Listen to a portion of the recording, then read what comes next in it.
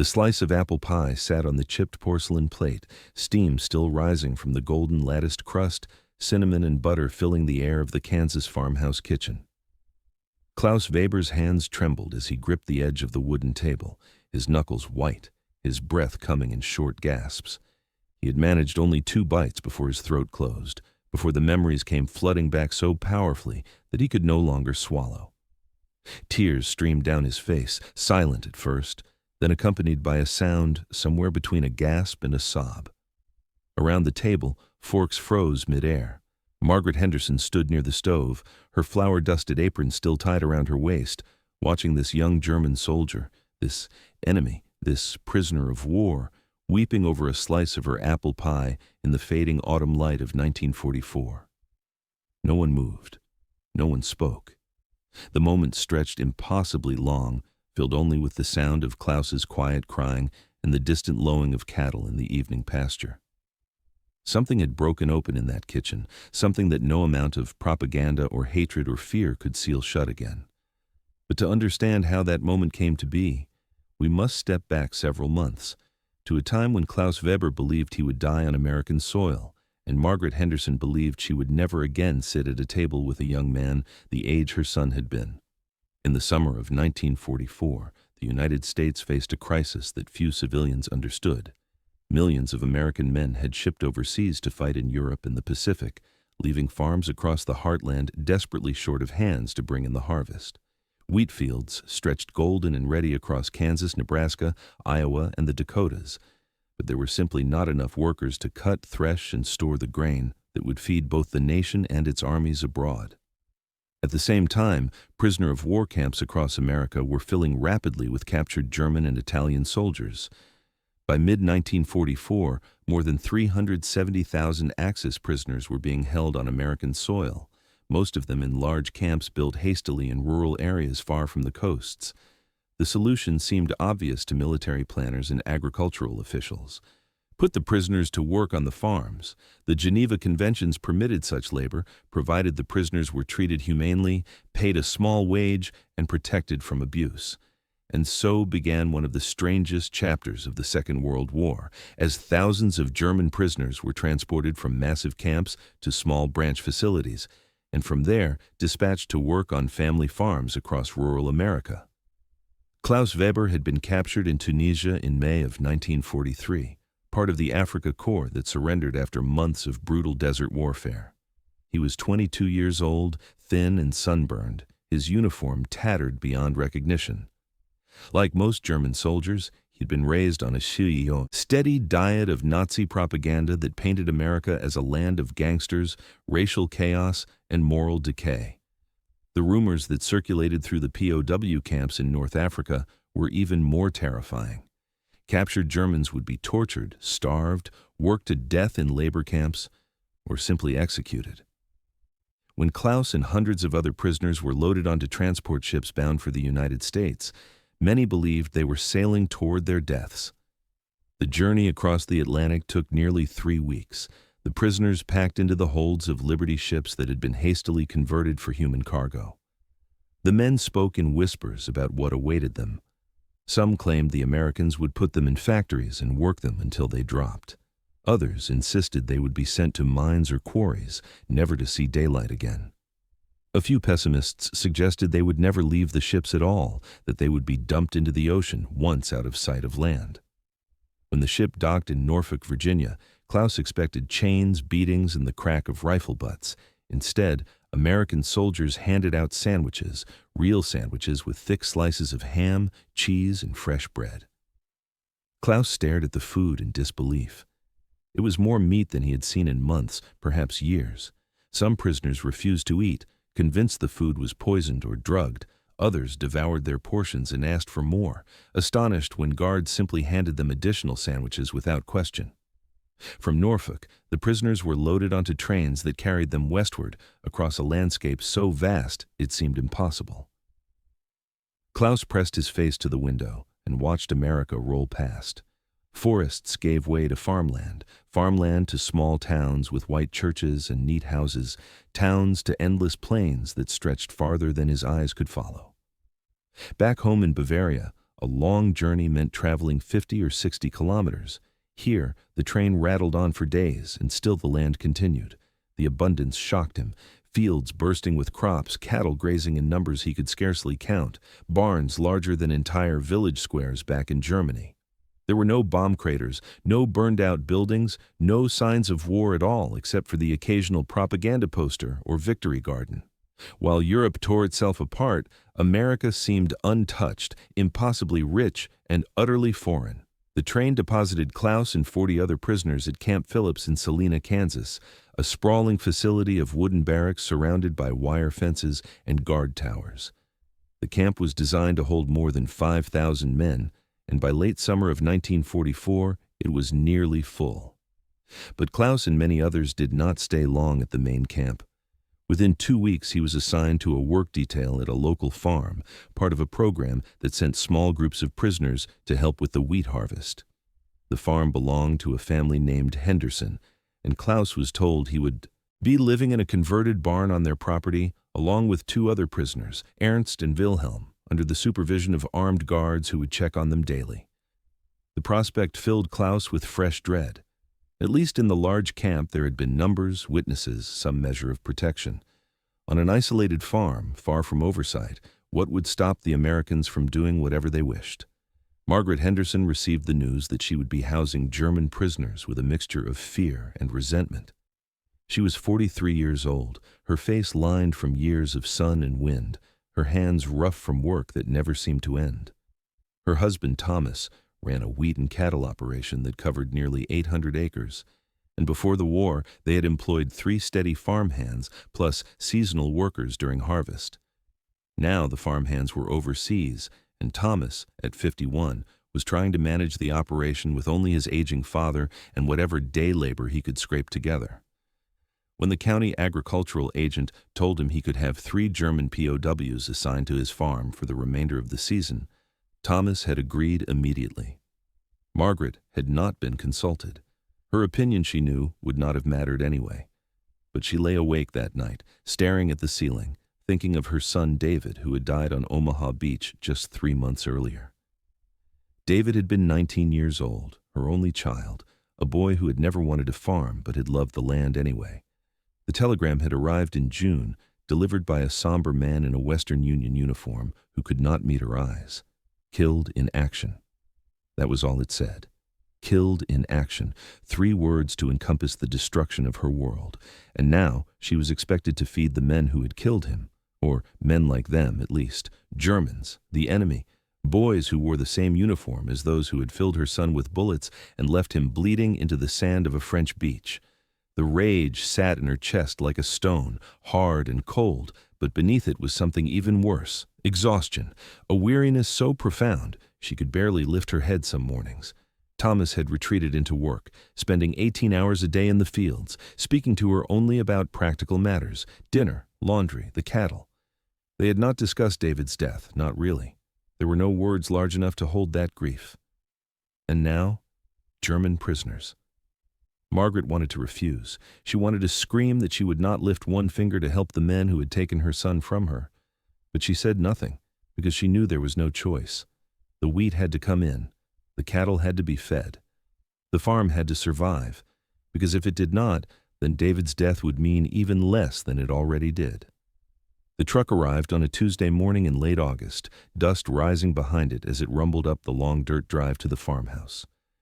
Margaret stood on the porch, her arms crossed, her jaw set. Thomas walked out to meet the vehicle, and 2 armed guards climbed out, followed by 3 prisoners in faded work clothes with the letters PW stenciled on their backs in white paint.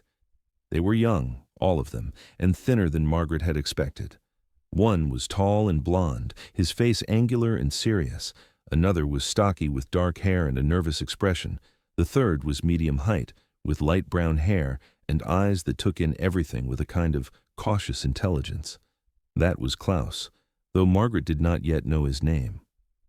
The guard spoke briefly with Thomas, gesturing toward the converted barn where the prisoners would sleep. A cot for each man, blankets, a wood stove for heat when the weather turned. The guards would return each morning and evening to check on them, but during the day, the prisoners would work under Thomas's supervision. Thomas nodded, thanked the guards, and turned to the three Germans standing uncertainly beside the truck. "Welcome to Henderson Farm," he said slowly, as if speaking to children. "You work hard, we treat you fair. Understand?" The tall blonde prisoner nodded. "Yeah. Yes. We understand." His English was broken but intelligible.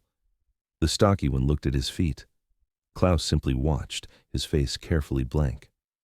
Margaret studied them from the porch, these enemies who were also somehow just boys, boys far from home, boys who probably had mothers somewhere in Germany who lay awake at night wondering if their sons were alive or dead. She hated that thought. She wanted to hate them purely, cleanly, without complication. But standing there in the morning sun, watching them shuffle their feet and avoid eye contact, she found that pure hatred was harder to maintain than she had expected. Thomas led them to the barn, showed them where they would sleep, pointed out the pump for washing up. Then he put them to work immediately, because the wheat would not wait, and there was no time for adjustment or gentleness. They worked through the afternoon, cutting and binding sheaves under a sun that beat down without mercy. Klaus had grown up in a city, the son of a baker, and farm work was foreign to him. His hands blistered within hours, his back screamed, but he did not complain, because complaining accomplished nothing, and because he was grateful simply to be alive and working rather than dead in a ditch somewhere. That first evening, Margaret set out dinner on the porch. Bread, butter, cold ham, boiled potatoes, green beans from her garden. She had made far too much, because she did not know how much to prepare for 5 men, and because some part of her could not stop cooking as if David might still walk through the door, hungry from a day's work. Thomas and his father ate quickly, then gestured for the prisoners to approach. The 3 Germans hesitated, glancing at each other. The tall one, whose name was Ernst, stepped forward first. The food was laid out on a simple wooden table, more food than any of them had seen in months. Klaus felt his stomach twist with hunger so intense it was almost painful. They filled their plates and sat on the porch steps, not quite part of the group but not entirely separate either. Margaret watched from the kitchen window. They ate like starving men, which she supposed they were. Not starved in the dramatic sense, but deprived of plenty, of abundance, of the simple comfort of knowing there would be more food tomorrow. She saw Klaus close his eyes after his first bite of bread, saw his throat work as he swallowed, saw something in his face that looked like relief or perhaps sorrow. Over the next 2 weeks, a routine established itself. The prisoners rose at dawn, washed at the pump, and worked in the fields until noon. Margaret brought lunch out to them, usually sandwiches and cold water. They rested in the shade for an hour, then worked until evening. Dinner was served on the porch. They ate, cleaned their plates at the pump, and returned to the barn where they would talk quietly in German until exhaustion pulled them into sleep. Klaus began to understand that he was not going to die here. No one beat them. No one cursed them or spat at them. The work was hard, but no harder than what the American farmers did themselves. The food was plain but plentiful, more plentiful than anything he had known since before the war. Slowly, his body began to remember what it felt like to be fed properly, to sleep in a warm, dry place, to wake without the immediate fear of violence. He began to notice things. The way the light turned golden in the late afternoon, the sound of meadowlarks singing in the fence posts, the smell of the earth after a brief rain. He had not allowed himself to notice beauty in so long that its return felt almost like a betrayal. Margaret began to notice things too.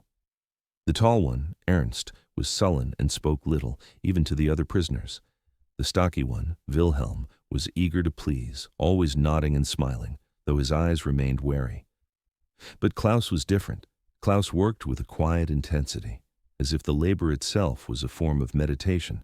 He watched everything, learning quickly how to handle tools he had never used before, how to read the rhythm of the farm. And sometimes, when he thought no one was looking, his face would collapse into an expression of such profound sadness that Margaret found herself looking away, as if she had witnessed something too private to acknowledge. One afternoon in mid-September, she was rolling out dough for an apple pie in the kitchen, the windows open to catch the breeze. She looked up and saw Klaus standing at the edge of the porch, his work gloves in his hands, staring through the screen door at her hands working the dough. He did not realize she had seen him. His expression was one of naked longing, and in that moment, Margaret understood something. He was not just hungry for food. He was hungry for home, for the life he had lost, for something as simple and impossible as watching someone bake a pie in a safe, quiet kitchen. Their eyes met through the screen. Klaus flushed and turned away quickly, but something had passed between them, a recognition that could not be unspoken. The next day, Margaret did something she had not planned. She baked 2 apple pies instead of 1. And when Klaus passed by the kitchen again, she opened the door and, in halting English supplemented with gestures, invited him inside. At first, he did not understand. He pointed at himself, confused. She nodded and gestured at the counter where flour, apples, and butter waited. He looked toward the fields where Thomas and the others were working, then back at her. She said simply, "Come, help." And Klaus Weber, prisoner of war, enemy soldier, boy far from home, stepped into Margaret Henderson's kitchen and began to learn how to bake an apple pie.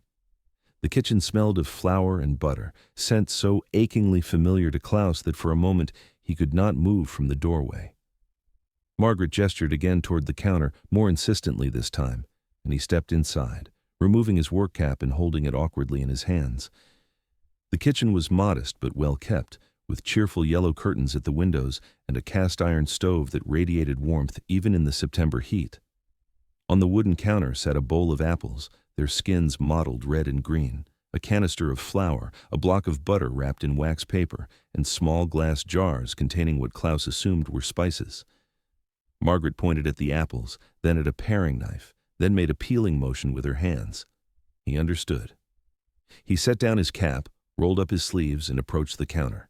His hands were still rough from field work, blistered and calloused, hardly the hands of a baker anymore. But the moment he picked up the first apple and felt its weight, its coolness, its perfect roundness, something in his chest loosened. He had not held an apple like this, had not considered its simple beauty in more than 2 years. Margaret watched as Klaus began to peel the apple with a precision that surprised her. His knife moved in one long, continuous spiral, the skin coming away in a single, unbroken ribbon that coiled onto the counter like a red and green spring. It was the motion of someone who had done this thousands of times, whose hands remembered even when his mind had tried to forget. She found herself asking, "You know baking?" Her English was simple, her tone careful. Klaus nodded without looking up from his work. "Ja. Yes, my father. He have bakery in München." Munich. He stumbled over the English pronunciation, then continued in German, forgetting himself. Eine kleine Bäckerei in Schwabing. Then, remembering, he switched back. Small bakery. Bread, cake, pastry. He paused, his knife stilling for a moment, and when he spoke again his voice was quieter. Was bakery. Before. Margaret did not need him to explain what before meant, before the war, before the bombs, before everything that mattered was destroyed. She simply nodded and began measuring flour into a large ceramic bowl, using a chipped teacup as her measure. 3 cups of flour, she said, speaking slowly and clearly. Klaus watched, committing the measurement to memory. 1 cup of lard. She scooped the white shortening from a tin, and Klaus noticed how her hands moved with the same unconscious competence his father's had possessed. Baking was not something you thought about if you had done it long enough. It was something your hands simply knew. They worked in silence for a while, the only sounds the scrape of knife against apple, the soft thud of dough being kneaded, the distant call of a rooster in the yard. Klaus finished peeling 6 large apples and looked to Margaret for instruction. She pointed at a cutting board and made a slicing motion. "Thin," she said, holding her thumb and forefinger close together. "Not too thick." Klaus nodded and began slicing the apples into even crescents, each piece nearly identical to the last. Margaret paused in her kneading to watch. The boy had genuine skill. His cuts were precise, his movements economical. She found herself wondering what his father's bakery had looked like, whether it had been one of those corner shops with a bell over the door and a window display that made passers-by stop and stare. Whether it had smelled of yeast and sugar in the morning, whether neighbors had come in asking for their usual order without needing to say what that was, whether Klaus had stood beside his father at dawn, learning to braid challah or score sourdough, never imagining a future where he would be peeling apples in a stranger's kitchen half a world away. Margaret divided her dough into 2 portions, wrapping one in a clean cloth and setting it aside. The other she pressed into a flat disc and began rolling with a wooden pin that had belonged to her mother. Klaus watched intently as the dough spread beneath the rolling pin, growing thinner and wider with each pass. She worked from the center outward, rotating the dough a quarter turn after each roll to maintain an even thickness. When the circle was large enough, she draped it carefully over the rolling pin and transferred it to a pie plate, settling it gently into the corners. Her movements were practiced, automatic, the result of having made this same pie hundreds of times over the course of her adult life. For church socials and school fundraisers, for Thomas's birthday and Thanksgiving dinners, for neighbors who had suffered losses and needed the comfort of something sweet and familiar. And for David, who had loved her apple pie more than any other dessert, who would eat an entire slice while standing at the counter still warm from the oven, closing his eyes in exaggerated bliss and declaring it the best thing he had ever tasted. Every single time, as if he had never said it before. Margaret's hands stilled on the pie crust. Klaus noticed the change immediately, the way her shoulders tensed, the way her breathing shifted. He looked at her face and saw grief there, raw and undisguised, and he understood that she too was haunted by befores.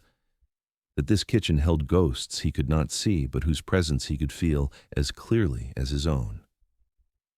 After a moment, Margaret shook herself slightly and reached for the bowl of sliced apples. She added sugar, cinnamon, nutmeg, and a small amount of flour, tossing everything together with her hands until the apples were evenly coated. The smell of cinnamon filled the kitchen, sharp and sweet and warm. Klaus inhaled deeply, and suddenly he was 8 years old again, standing on a stool in his father's bakery, watching Apfelstrudel being assembled on the long wooden table. His father's voice, explaining that cinnamon came from far away, from trees whose bark was peeled and dried and ground, that it had once been more valuable than gold. Klaus had not believed that anything could be more valuable than gold, but his father had smiled and said, "Then, you have never been cold and hungry with nothing but a stick of cinnamon to boil into tea." Even now, Klaus did not know if that story had been true or simply one of the many tales his father had told to make the work more interesting. He realized Margaret was speaking to him. She had poured the apples into the pie shell and was now rolling out the second portion of dough. "You make top?" she asked, gesturing at the dough. Klaus hesitated, then nodded. In his father's bakery, he had made hundreds of lattice tops for fruit pies and tarts. His hands remembered the pattern even if he had to concentrate to recall the steps consciously. Margaret handed him the rolling pin and stepped back, giving him space at the counter. Klaus rolled the dough into a circle just as she had done, then reached for the knife. He cut the dough into strips, each about as wide as his thumb, laying them parallel on the counter. Then he began to weave them, lifting every other strip and laying a perpendicular strip across, then alternating over and under, creating a basket weave pattern that was both functional and beautiful. Margaret watched in silence. She had made lattice tops before, but never with this kind of precision, this kind of artistry. When Klaus finished, he carefully transferred the lattice to the top of the pie, trimming the edges and crimping them together with the bottom crust, using his thumb and forefinger in a rhythmic pinch that created a rope-like edge. Margaret felt something shift in her chest as she watched this enemy soldier, this boy who wore the same uniform as those who had killed her son, creating something beautiful in her kitchen. She had expected to hate them, these prisoners. She had wanted to hate them because hatred was simpler than the complicated tangle of emotions she actually felt. But watching Klaus work, seeing the care he took, the way his face softened as his hands remembered their purpose, she could not sustain that hatred. He was not a symbol or a uniform or an abstraction. He was a person, a boy who had lost his father's bakery, who had lost whatever life he had been building before the war consumed it.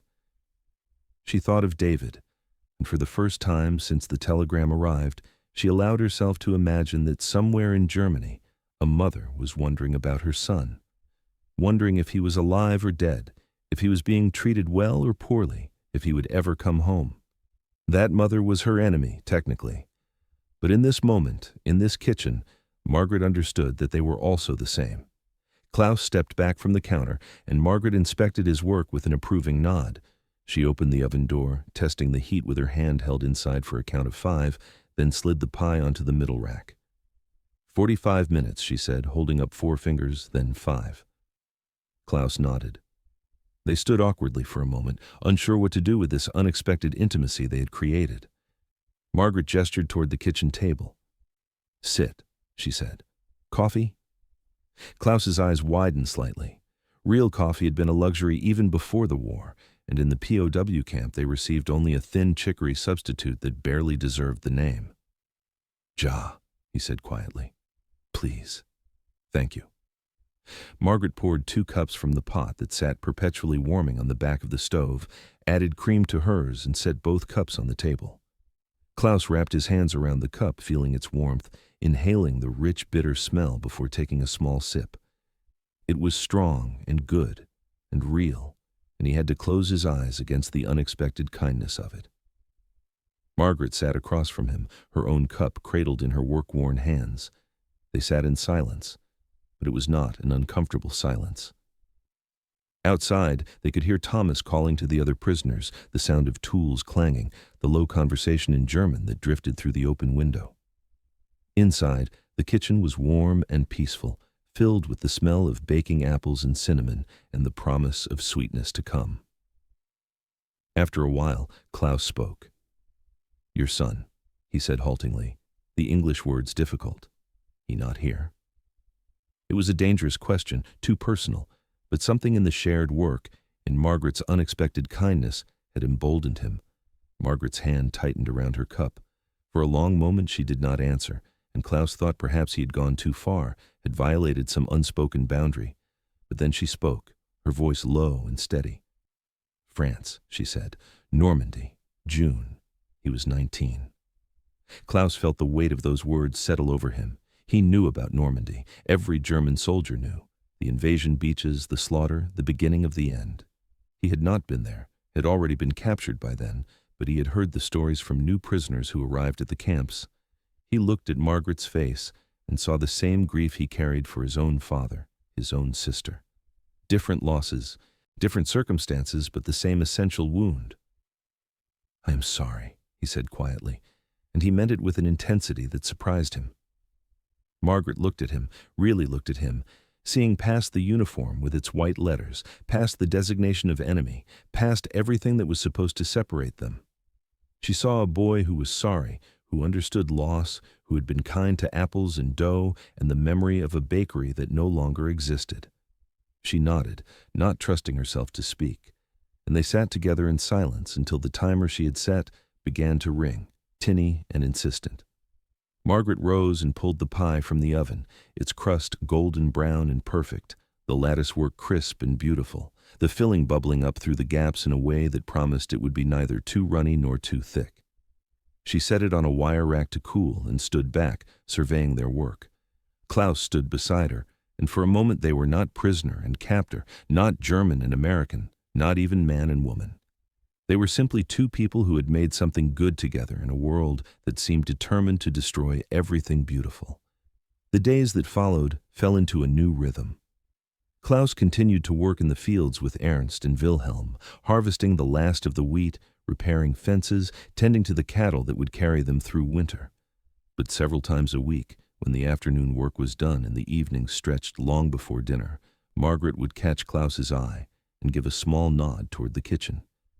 He would wash up at the pump, scrubbing the field dirt from his hands and forearms, and join her at the counter. She taught him to make biscuits, flaky and buttery, that pulled apart in steaming layers. He taught her a German technique for braiding sweet bread, his hands moving swiftly to demonstrate the pattern, over, under, through, pull tight. She showed him how to render lard, how to make pie crust that was tender rather than tough, how to tell when bread was done by tapping its bottom and listening for a hollow sound.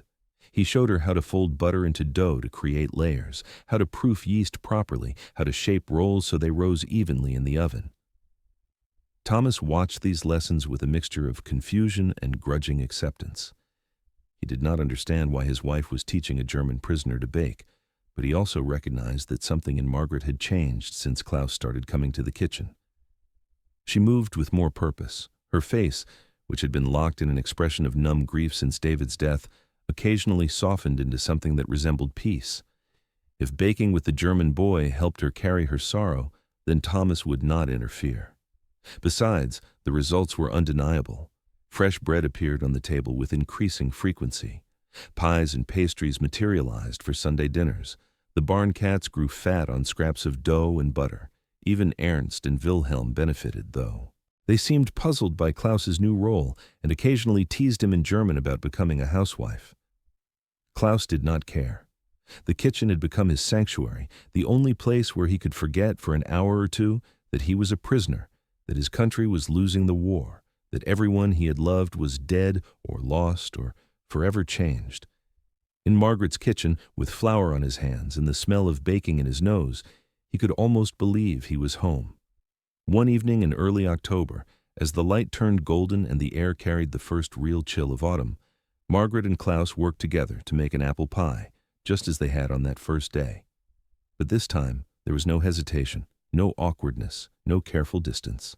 They moved around each other with the ease of practiced partners, handing off tools and ingredients without needing to speak. Klaus rolled the bottom crust while Margaret prepared the apples. She wove the lattice while he crimped the edges.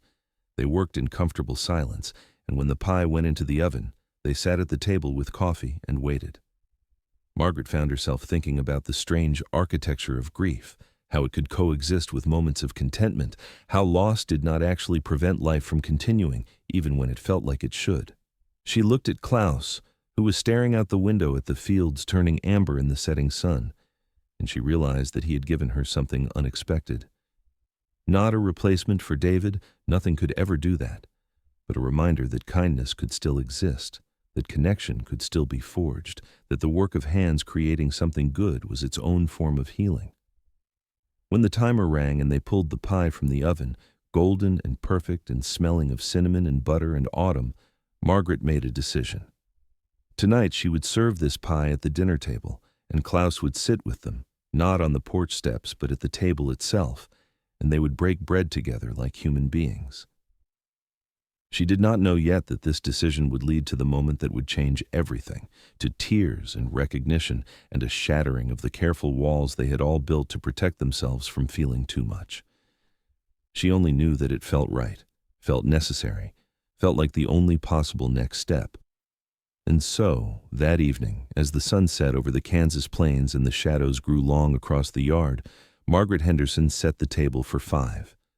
The table had never held so many people at once, not since David left for basic training more than a year ago.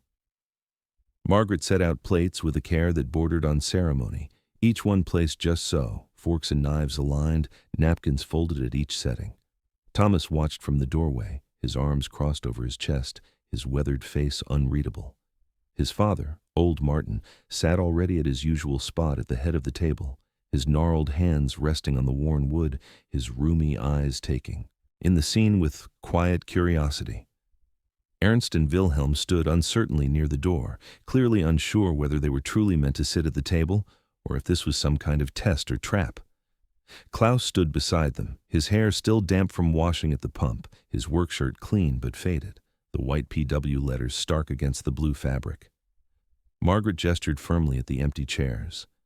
"Sit," she said, her tone brooking no argument. "Please. Sit." Ernst was the first to move, taking a seat with the rigid posture of a soldier awaiting inspection. Wilhelm followed, his movements nervous, his eyes darting between Thomas and the door as if calculating escape routes. Klaus sat last, across from Margaret, his hands folded in his lap, his gaze fixed on the empty plate before him. The kitchen was filled with the amber light of early evening, that golden hour when the sun hung low and painted everything in shades of honey and bronze. Through the windows, the fields stretched away in endless rows, the harvested wheat stubble catching the light like a sea of bronze wire. The air was cooling finally after the heat of the day, and a breeze moved the yellow curtains, carrying with it the smell of earth and grass and the distant tang of cattle.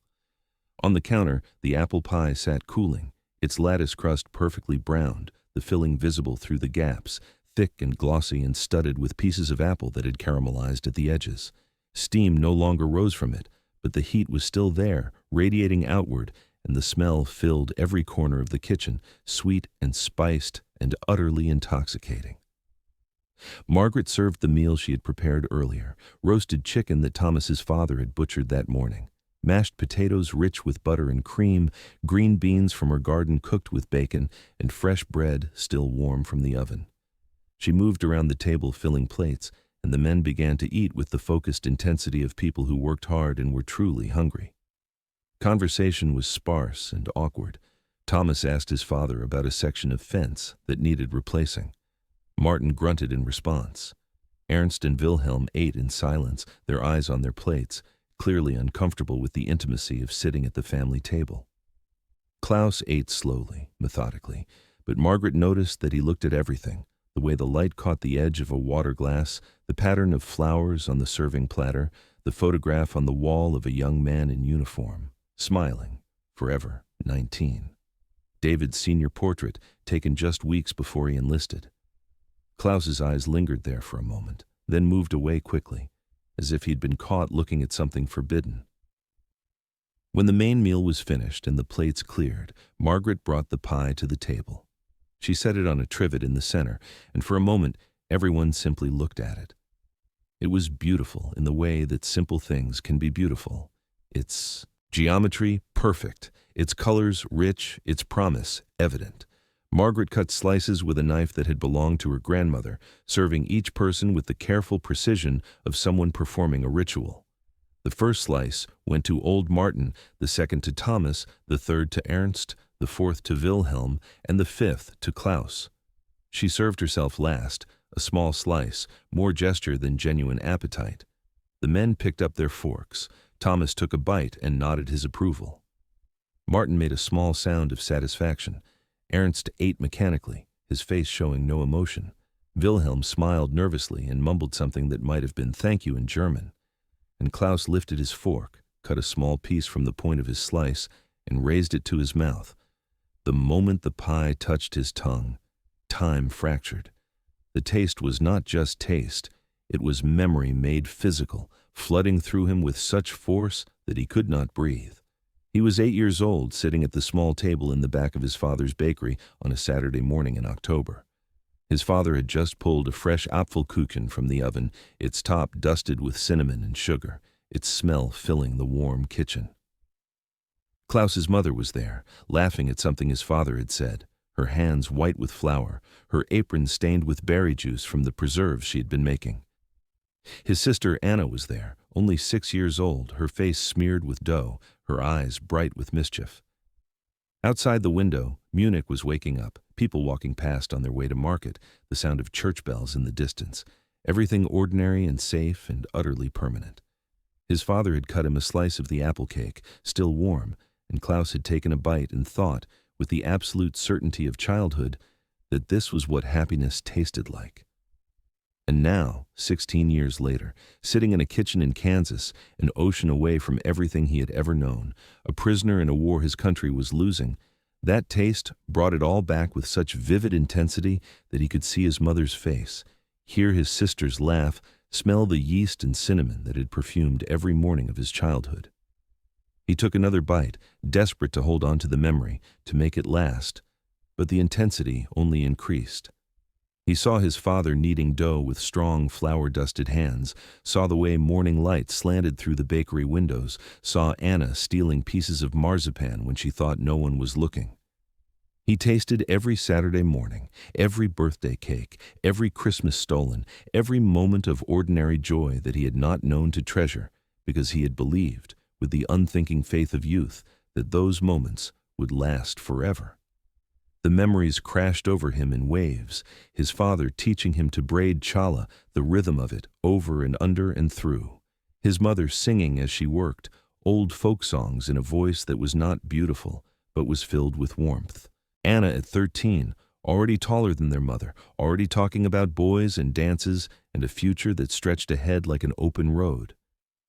And then the memories turned dark.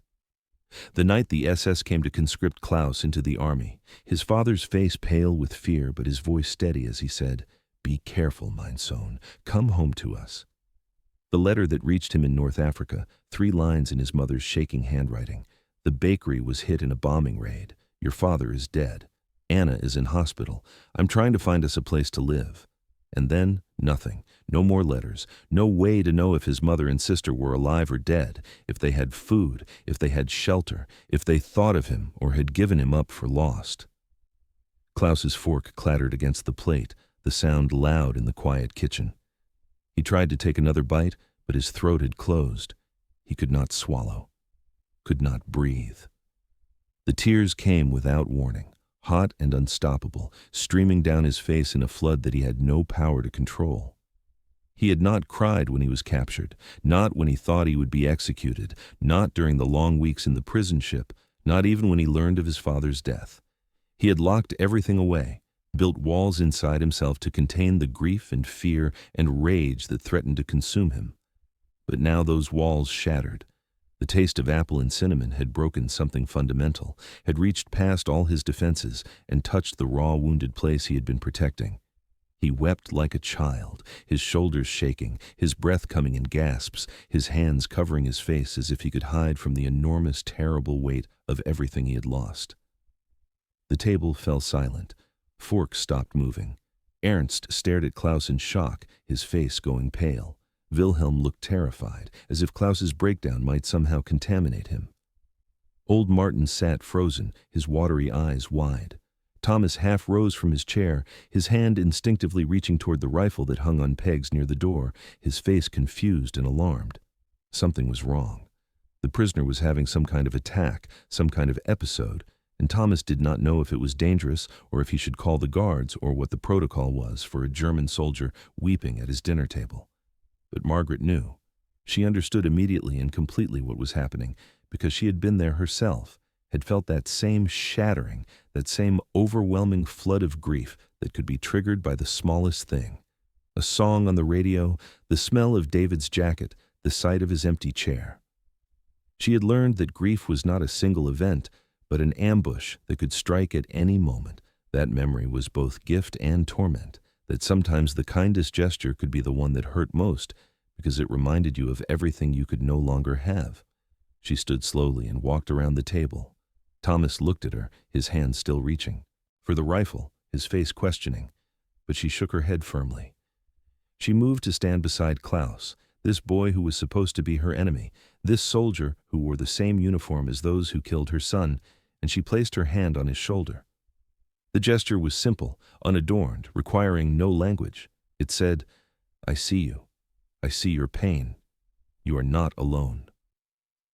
Klaus felt the weight of her hand, and something inside him broke open even further.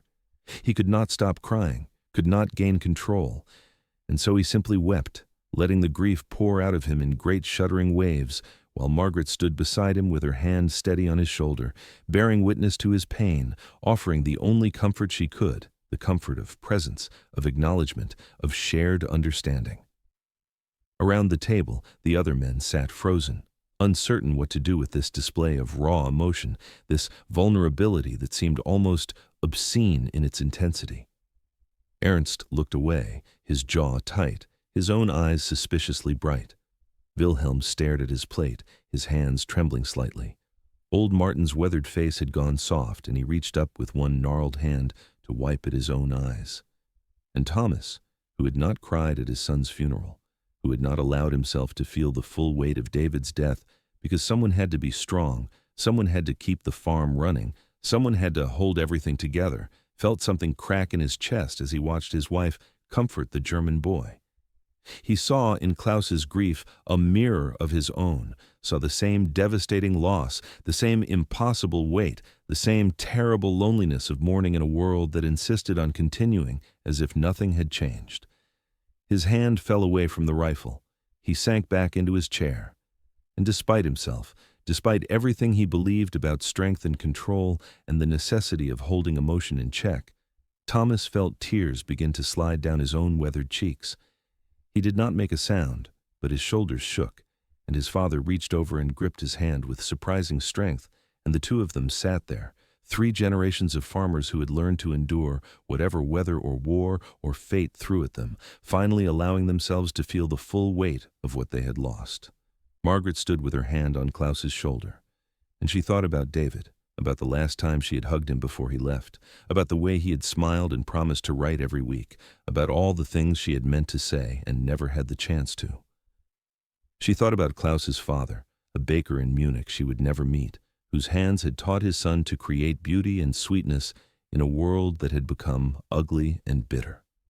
She thought about all the mothers in Germany and America and England and France and Russia and Japan and every nation touched by this terrible war, all of them lying awake at night wondering if their sons were warm, were fed, were alive, were coming home.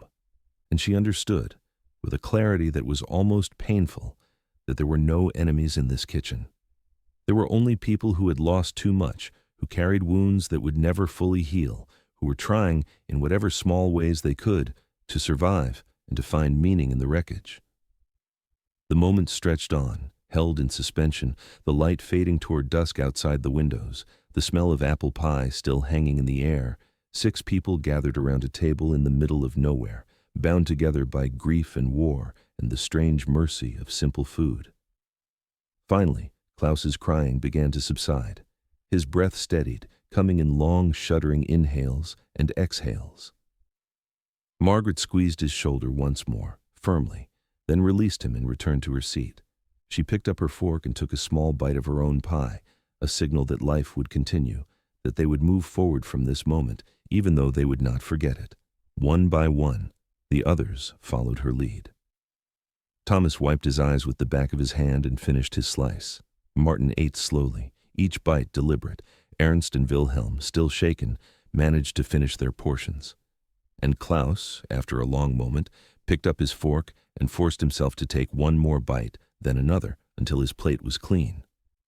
Not because he was hungry, but because Margaret had made this pie, had taught him to make it, had offered him a kindness he had not known he needed, and the only way he could honor that gift was to finish what she had given him. When the meal was over and the dishes cleared, Klaus returned to the barn with Ernst and Wilhelm.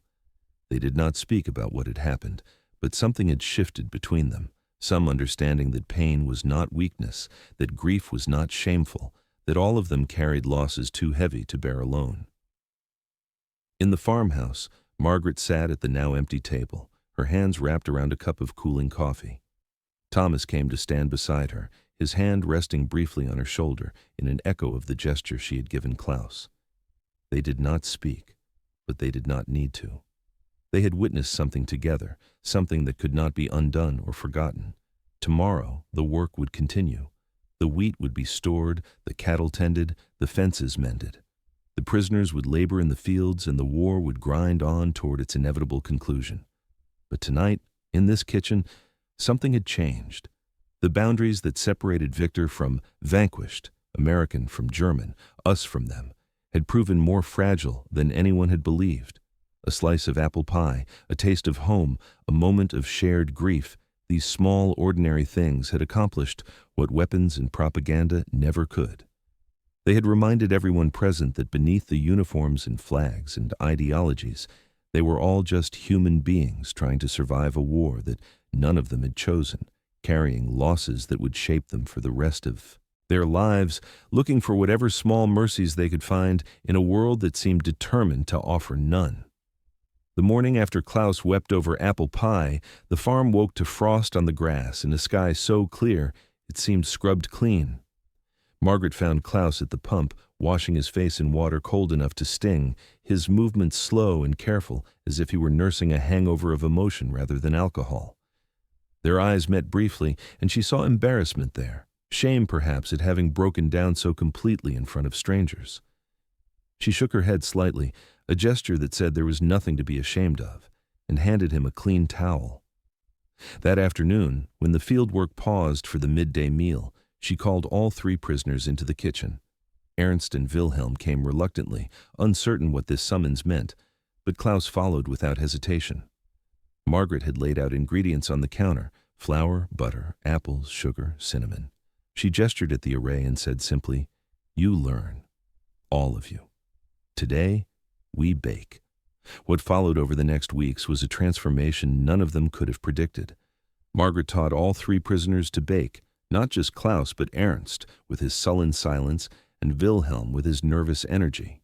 She showed them how to make biscuits and cornbread, how to render lard and proof yeast, how to judge an oven's temperature by holding your hand inside and counting.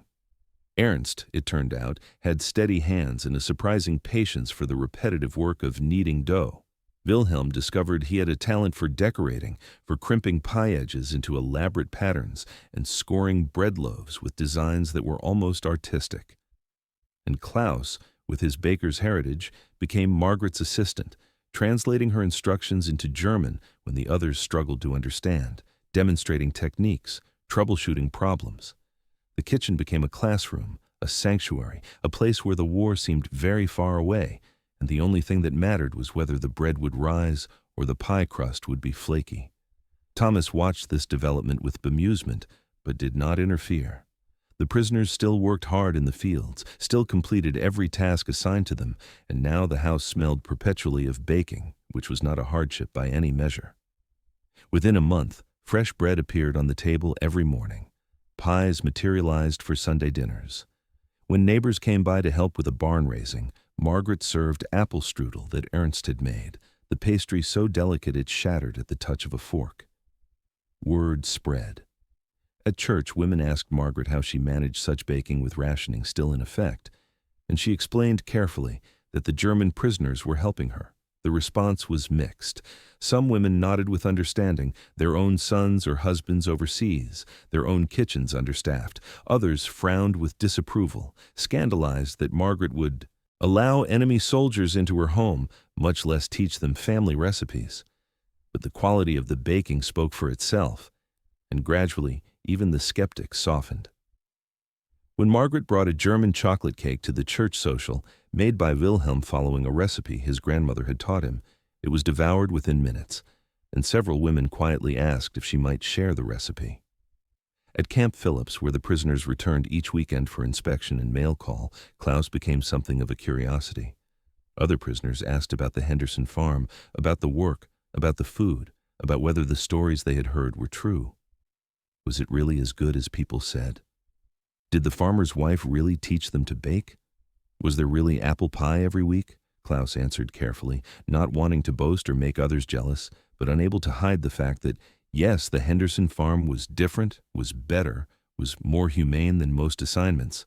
Officers took note. When new work details were organized, prisoners began requesting assignment to the Henderson farm specifically.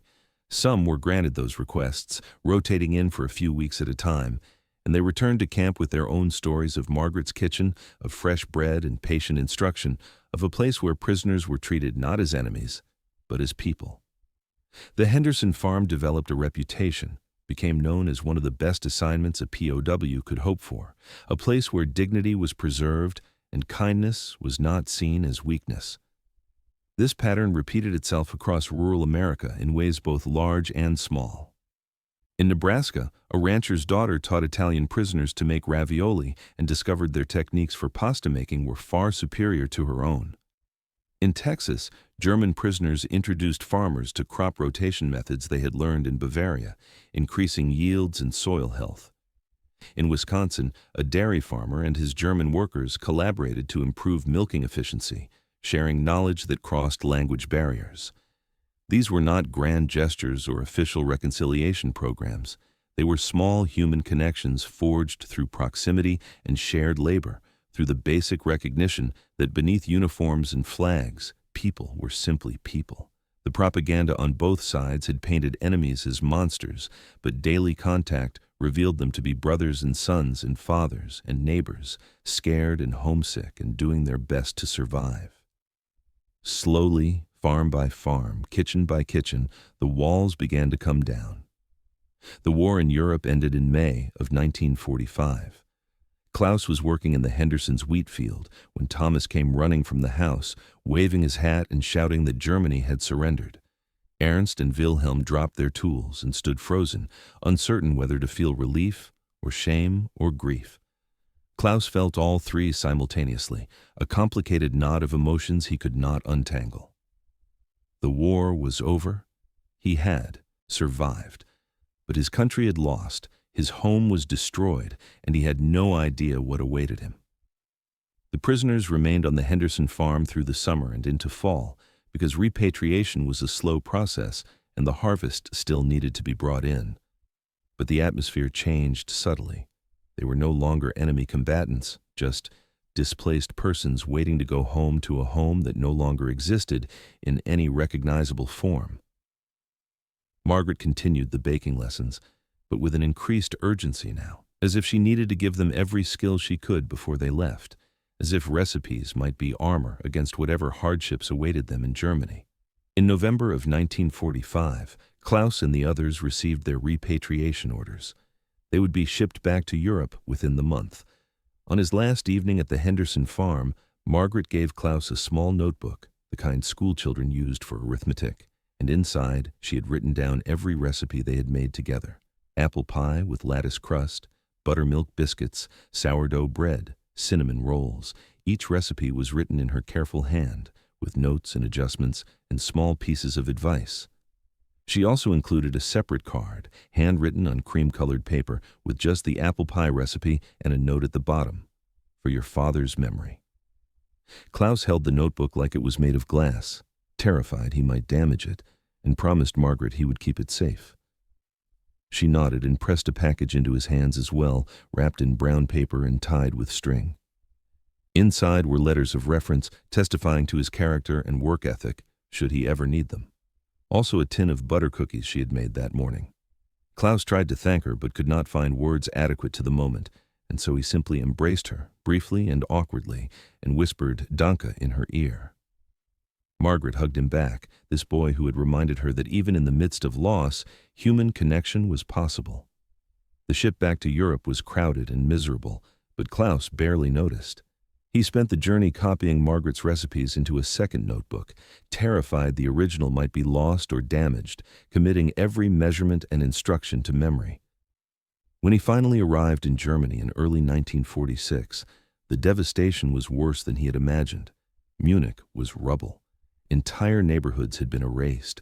The street where his father's bakery had stood was unrecognizable, just piles of broken brick and twisted metal. Klaus wandered through the ruins for hours, trying to orient himself, before finally locating the displaced persons office, where refugees registered and searched for lost family members. There, on a bulletin board covered in desperate handwritten notes, he found a message from his mother. She was alive, living in a refugee camp 30 kilometers outside the city. His sister Anna was not listed. Klaus traveled to the camp and found his mother aged, beyond recognition, her hair white, her face gaunt, her eyes holding a grief so profound it seemed to have hollowed her from within. Anna had died in the hospital 3 days after the bakery was bombed, her injuries too severe, her body too weak. She was 14 years old.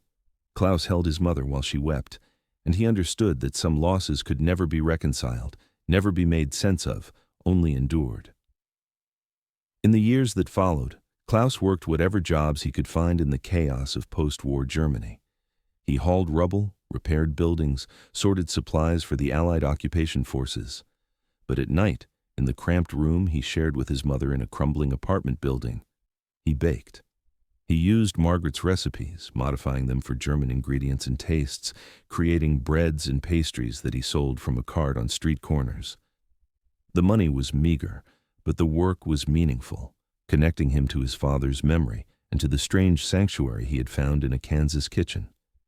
His mother, watching him work, said he had his father's hands, his father's patience, his father's gift for transforming simple ingredients into something that brought comfort and joy. In 1952, 7 years after the war's end, Klaus made a decision that surprised everyone who knew him. He applied to immigrate to the United States. The Marshall Plan had helped rebuild Germany's economy, but Klaus felt unmoored there, surrounded by ruins and ghosts. America represented something different, not forgetting, but moving forward, not erasing the past, but building despite it. He arrived in New York in the spring of 1952 with 2 suitcases, Margaret's recipe notebook, and an address in Kansas that he had written to years earlier. Margaret and Thomas had responded immediately, offering to help him get established, to vouch for him with immigration officials, to provide whatever support he needed.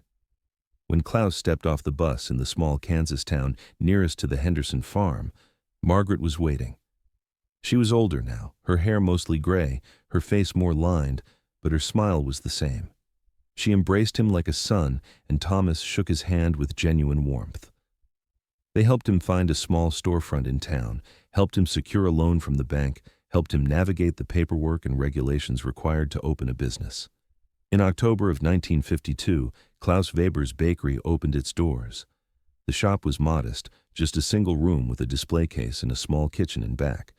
But Klaus had painted it cheerfully and filled the window with breads and pastries that drew crowds from the first day. He made German specialties like Stollen and Lebkuchen, but also American classics like apple pie and cinnamon rolls, and his hybrid creations that blended both traditions. Margaret attended the opening day celebration, cutting the ribbon alongside Klaus, while a photographer from the local newspaper captured the moment. The headline the next day read, "Former German POW opens bakery, brings taste of home to Kansas." The article explained Klaus's history carefully, noting his time as a prisoner on the Henderson farm, his training under Margaret's tutelage, his decision to return and build a life in the community that had shown him kindness. Response was overwhelmingly positive, though a few veterans grumbled about a German owning a business in their town. But those complaints faded quickly once people tasted the baking, and within a year, Klaus's shop had become a beloved local institution. He married a schoolteacher named Ruth, had 3 children, and became so thoroughly American that his grandchildren would later express shock when they learned he had an accent in German, but he never forgot where he came from, or the people who had saved him in ways that had nothing to do with physical survival. In 1986, when Klaus was in his 70s, a graduate student from the state university came to interview him for a thesis on POW experiences in Kansas during World War II. They sat in the bakery after closing time, the smell of bread still hanging in the air, and Klaus told his story. He spoke about the fear and propaganda, about the shocking kindness he found on the Henderson farm, about Margaret teaching him to bake, about the evening he wept over apple pie and could not stop. The student asked why that moment had affected him so profoundly, and Klaus was quiet for a long time before answering. He reached into a drawer behind the counter and pulled out a small wooden box. Inside, wrapped in tissue paper, was the original recipe card Margaret had given him in 1944, yellowed now and stained with decades of use, the handwriting faded, but still legible. Klaus held it carefully, his old hands trembling slightly, and said, "This pie, it did not just feed my body. It fed something deeper. It reminded me I was still human, still capable of feeling, still connected to the people I had lost. My father, my sister, my home." That taste brought them back for a moment, and the pain was terrible, but also necessary. Because if I could still feel that pain, it meant I was still alive. It meant the war had not destroyed everything. It meant I could still remember love. He explained that Margaret had understood this instinctively, that her gesture of placing her hand on his shoulder had communicated more than any words could have. She had seen him, truly seen him, not as an enemy or a prisoner, but as a person carrying unbearable grief. And in that recognition, something had shifted for both of them. They had both lost sons in different ways, Klaus to the war's destruction of his family, Margaret to the war's literal theft of her child. And in that shared loss, they had found a connection that transcended nationality or politics or the arbitrary divisions that war creates. The student asked if Klaus had stayed in touch with Margaret over the years, and he nodded. She had died in 1978, he said, but until then, they had remained close friends. She had been present at his wedding, had held his children as babies, had taught his wife her recipes just as she had taught Klaus. When she died, Klaus had closed the bakery for a week, unable to work through his grief, and he had baked a single apple pie using her recipe and taken it to her funeral, placing it on the table at the reception like an offering. People had eaten it through tears, understanding without being told what it represented. Klaus told the student that the Henderson farm had taught him something essential about reconciliation and healing, that these things happen not in grand political gestures or treaties signed in marble halls, but in ordinary moments between ordinary people, in kitchens where former enemies break bread together, in lessons shared across language barriers. in the recognition that grief and loss and love are universal, that they do not respect national boundaries or propaganda or the labels we assign each other. He said that every time he baked an apple pie, he thought of Margaret, of his father, of that evening in 1944 when he had wept at a Kansas farmhouse table.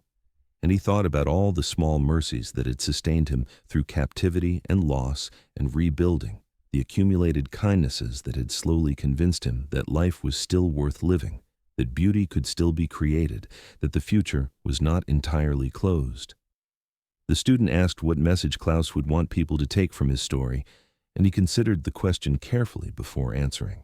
He said that war creates enemies where none naturally exist, that it builds walls between people who might otherwise recognize their shared humanity. But those walls are more fragile than we believe. They can be dismantled, not through force, but through small acts of courage and compassion, through a farmer's wife inviting a prisoner into her kitchen, through the sharing of recipes and stories and grief, through the simple revolutionary act of seeing each other clearly, without the distortions of propaganda or fear. As the interview concluded, and the student packed up her recording equipment, Klaus wrapped a loaf of bread for her to take home, still warm from the oven, and included a small card with Margaret's apple pie recipe written in his own hand now, an inheritance passed forward.